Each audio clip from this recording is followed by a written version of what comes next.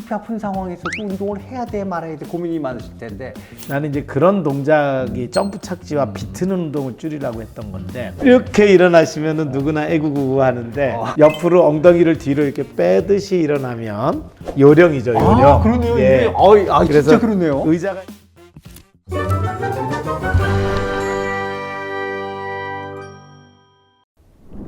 여러분 안녕하세요. 무릎이 아파요의 김한태입니다. 오늘 여러분의 무릎 건강은 어떠십니까? 저희 무릎이 아파요를 함께 하시면서 오늘도 무릎 건강 많은 궁금증들을 풀어드리겠습니다. 요즘에 아마 운동 많이 하시면서 이 무릎 건강에 운동이 좋다는데 이거 그 무릎이 아픈 상황에서도 운동을 해야 돼 말아야 돼 고민이 많으실 텐데 그래서 오늘 준비한 주제가 좋은 운동 대 나쁜 운동이 되겠습니다. 운동을 하고도 무릎이 더 아파지는 이유는 뭘까? 이런 궁금증들도 계실 텐데 오늘도 김진구 원장님과 함께 그런 궁금증 풀도록 하겠습니다. 어서 오십시오, 원장님. 네, 안녕하세요. 네. 네. 이게 저희가 요즘에 운동에 대한 얘기를 해서 지난주에는 좀 좋은 운동에 대한 얘기를 했었는데 사람들이 좋은 거는 뭐 관심이 별로 없어요. 오히려 나쁜 게 뭘까 이런 게 더 관심이 많아요. 이제 그 모든 운동은 정말 우리 건강을 위해서 다 필요한 건데 주로 이제 오늘은 무릎 관절염이 있는 환자들이 진료실에서 얘기할 때 이거는 좀 무릎 관절에는 좀 부담이 되겠다. 그럼 이게 우리가 나쁜이란 말을 쓰니까 조금 그래 보니까 좀 안 좋은 으로 바꿔야 될까요? 안 좋은 운동? 무릎 부담이 많은 운동. 그렇게 하면 되겠군요. 예. 자, 그럼 이제 또 그렇게 얘기하면은 사람들이 혹하질 않는단 말이에요. 그래서 그냥 나쁜 운동 이렇게 얘기를 해가지고서는 무릎에 해로운 운동하면 또 어떤 것들이 있을까요? 사실은 그래서 이제 진료실 경험을 종합해 볼 때 무릎 관절염이 있는 환자들이 운동해서 안 좋은 거는 자기 무릎 상태가 정상보다 약해져서 이제 연골이 이제 마모되고 깨지기 시작했는데 쿵쿵쿵쿵 그러니까 자기 몸이 감당해낼 수 있는 충격보다 훨씬 크게 한 번에 이제 오는 거죠. 그런데 관절염이 있음에도 불구하고 환자분들이 이제 운동을 한다 그러면은 남성분들이 특히 제일 먼저 생각하는 게 축구입니다. 우리나라에서. 예, 그러니까 조기 축구에 가면은 60대 노익장도 많고 70대 분들도 많이 뛰시는 걸 볼 수 있거든요. 그래서 축구가 몸에 안 좋다. 그러니까 무릎에 안 좋다 이렇게 말씀드리면 그 다음에 이제 족구를 하고 오세요.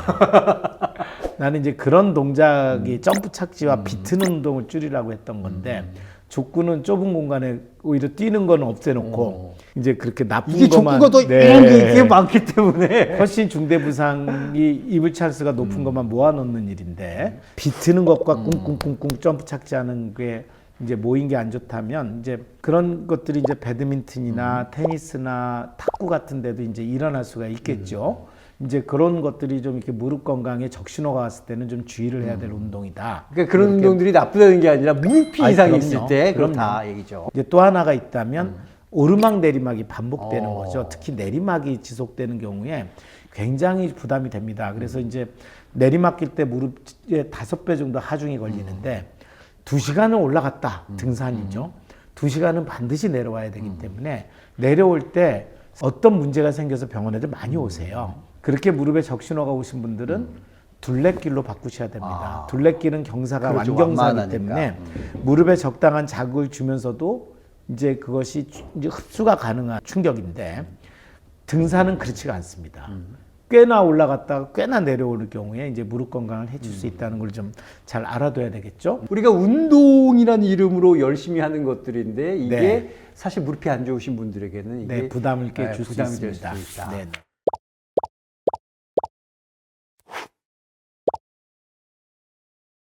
그렇다면은 반대로 어떤 운동이 또 이제 좋은 운동이라고 볼 수 있을까요? 이제 좋은 운동은 이렇게 반대로 얘기하시면 요소 중에 점프 착지와 지면에서 비틀어지는 동작이 안 일어나는 운동입니다. 이제 걷거나 달리는 게 있겠죠. 달리는 게 너무 과도하지만 않으면 가볍게 뛰는 거는 관절염 환자한테도 그렇게 나쁘지 않습니다. 그리고 이제 자전거가 있겠고 이제 수영이 있겠죠. 요 세 개를 합친 게 철인 3종 경기입니다. 그러네요, 진짜. 굉장히 과격한 극한 경기라고 생각이 되지만 철인 3종 경기를 미니로 한다 생각하고 한 하루에 한 30분 정도로 뭐 10분씩 뭐 이렇게 좀 경보를 하고 그다음에 자전거도 타고 수영을 하는 그런 식으로. 야, 사실 그 철인 3종만큼 하면 참 힘들 텐데 그걸 미니로 생각을 해서 해라. 네네네.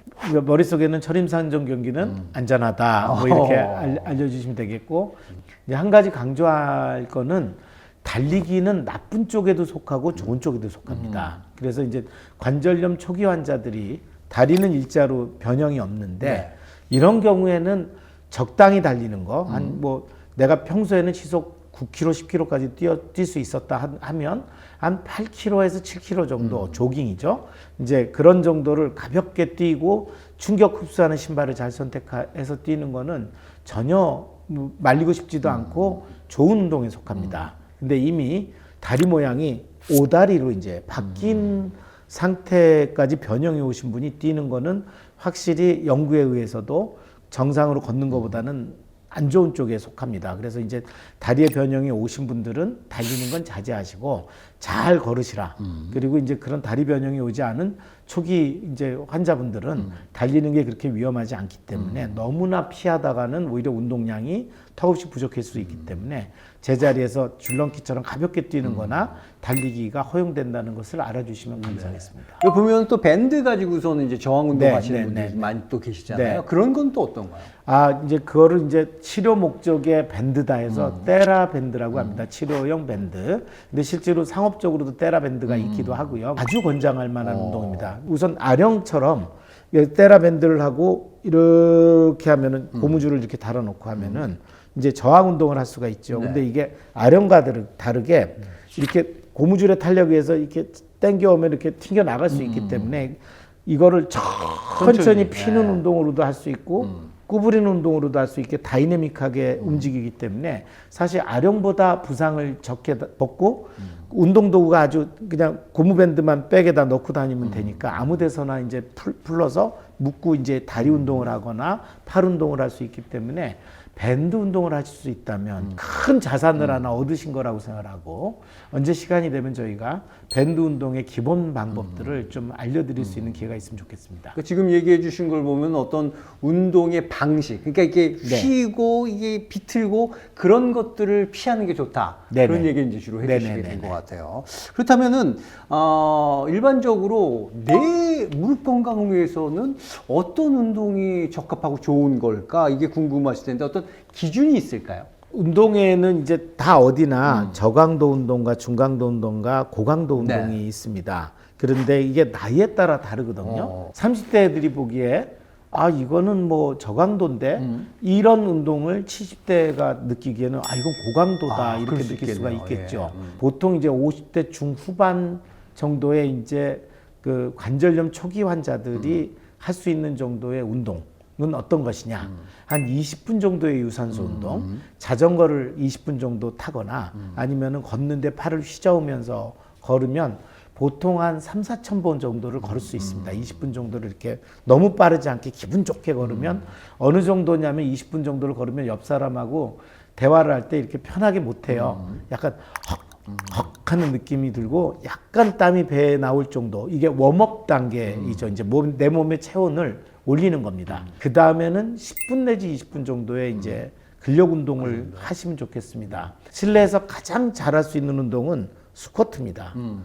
무릎을 뒤로 구부렸다 폈다 하는 운동이고 잘못돼서 무릎이 앞으로 나오게 되면 갈리는 느낌이 있고 통증이 오기 때문에 정확한 자세의 스쿼트를 잘 배우시는 게 그래서 필요하겠고 PT 배울 때도 스쿼트는 네. 특히 자세를 네네네. 강조를 많이 하잖아요. 특히 옆으로 서서 엉덩이만 뒤로 빼는 그런 자세를 저희가 강조하고 있습니다. 그렇게만 하시면 되고 가볍게 아령을 하신다든지 아까 테라밴드 같은 거를 이렇게 묶어놓고서 들어 올린다든지 이런 식의 저항 운동을 한 10분 정도 이렇게 해주시면 되겠고 마지막에 이제 필요하다면 주무시기 전에나 이럴 때 한 발로 이렇게 서는 운동들 이제 평형 운동이죠. 네. 생각보다 골반을 중심으로 해서 자기 그 몸을 평형을 잡아주는 운동을 해주시는 게 굉장히 좋은 게 나중에 이게 습관이 잘 드시면은 나이가 들어서 넘어지시는 횟수를 아주 막을 수가 있기 때문에 이것도 굉장히 중요한 운동이라는 걸 알아주셨으면 좋겠고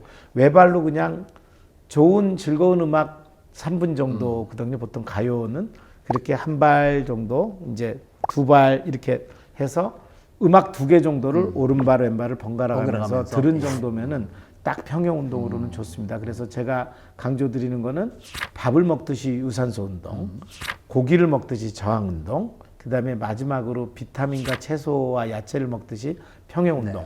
요 세 가지를 하루에 골고루 하되 30분 정도만 잘 한다면 아주 건강하게 운동을 하실 수 있을 겁니다. 그러니까 한마디로 내 무릎 상태에 따라서 네네. 이것도 저강도냐 중강도냐 네. 고강도로 해야 되는데 저 같은 경우에는 이게 이제 일어날 때 아이고 소리가 절로 나오거든요. 그러면은 이런 경우에는 그냥 한 저강도로 지금 얘기하신 정도로 운동하면 될까요? 네, 근데 그거만 가지고는 평가하기가 어렵고. 아이고 우반은 안 네, 되는 거군요. 예. 이렇게 일어나시면은 누구나 애구구구 하는데 우선 옆으로 엉덩이를 뒤로 이렇게 빼듯이 일어나면 요령이죠, 요령. 그러네요. 예. 이게 그래서 진짜 그러네요. 의자가 있으면 의자를 믿고 오. 엉덩이만 뒤로 이렇게 빼면서 앉으면 이게 되는데. 진짜 원장님 말씀대로 네. 지금 이렇게 하니까 일어나기가 쉽네요. 네, 앞으로 밀리면. 근데 이렇게 하면 진짜 이게 하중역에 더 실려서 네네. 그래서 그런 경우는 그거를 핑계로 운동을 줄이지 마시고. 오늘 원장님 덕분에 저 의자에서 쉽게 일어나는 방법을 좀 네, 배웠습니다. 예, 여러분들도 이렇게 한번 해보시고 그다음에 이제 평소에 또 열심히 걷기라든가 계단 운동하던 부분이 갑자기 하지 말라면 또 당황할 텐데 어떤 기존 루틴 같은 거를 바꾸는 팁이 있을까요? 계단을 오르내리는 것은 건강하다는 증거입니다. 일단 관절염 환자들이 병원에 올 때 뭘 못 하시냐고 물어보면은 계단 내려가는 걸 힘들어서 못 하신다고 그래요. 그러면은 오히려 제가 이제 편하게 해드리죠. 그게 제일 힘든 거니까 이제부터는 좀 피하세요. 왜냐하면 이겨내려고 하지 마세요. 체중의 5배가 걸리고 무릎 부담이 많은 운동입니다. 오르는 거는 대신에 열심히 좀 하세요. 노력하면은 도움이 됩니다. 그래서 이제 하루에 20층 정도를 올라가고 엘리베이터로 내려오게 이렇게 말씀을 드립니다. 엘리베이터로 내려오는 방법이 있군요. 네, 저는 네, 네. 등산과 마찬가지로 올라갔으면 내려오는 것도 똑같잖아요. 네, 네, 네. 엘리베이터가 있었네요. 네. 내리막길도 요령이 있는데 제가 조금 보여드리면 아까 그 의자랑 똑같은 게 네. 이렇게 내려가면 아파서 내려가지 못하시는데 엉덩이를 뒤로 빼고 뒤꿈치로 내려가는 느낌으로 내려가시면 같은 분이 그날래로 내려가십니다. 오. 그러니까 무게중심이 뒤에 있어야 된다는 거죠. 늘 앞으로 가는 게 문제가 돼서 그렇군요. 아까 앉았다 일어날 때도 앞으로 이렇게 일어날 때 무게가 그러니까 저희 집이 걸렸는데 복층이거든요. 네, 그래서 내려올 때 보면 네. 제가 지금 자세처럼 앞으로 하다 보니까 네. 힘이 들었던 것 같아요. 그러니까 관절염이 있어서 내리막길이 워낙 힘드신데 엘리베이터 시설이 없는 주거 환경에서 사시는 분들은 난간을 잡고 뒤꿈치로 천천히 무게중심이 이런 식이 되는 그렇게. 느낌으로 내려오시는 걸로 하시면 실제로는 모양은 이렇지 않고요. 내리막길에서. 그렇지만 무게중심이 여기 있는 상태로 무게중심을 내려가면 줄여둬야 되는군요. 예, 내리막길의 요령이죠. 그래서 이제 내리막길을 많이 내려가시는 운동을 하시라고 권하고 싶진 않고 내리막길 때 무릎 부담을 줄이는 요령으로 내려오십시오. 하지만 오르막길은 근력을 써야 되기 때문에 도움이 됩니다. 네. 오늘 저한테도 굉장히 도움이 되는 네. 집에 가서 한번 꼭 이렇게 네, 한번 해보도록 실천해 하겠습니다. 보세요. 예. 네, 네, 네. 자, 오늘 무릎 건강에 좋은 운동, 나쁜 운동 이렇게 얘기를 해봤는데 여러분 어떤 궁금증이 좀 풀리셨나 모르겠습니다. 다음 시간에는요, 왜 무릎이 아플 때 우리가 자주 찾는 거 있죠? 진통제. 예. 그래서 진통제 언제까지 우리가 먹어야 될까? 그리고 과연 진통제는 우리 무릎에 어떤 영향을 주는지 또 언제 끊어야 될지 혹시 부작용은 없는지 시원하게 풀어드릴 테니까요. 다음 편도 기대해 주시길 바라겠습니다. 자, 오늘도 무릎 건강 이야기 함께 해주셔서 고맙습니다. 감사합니다.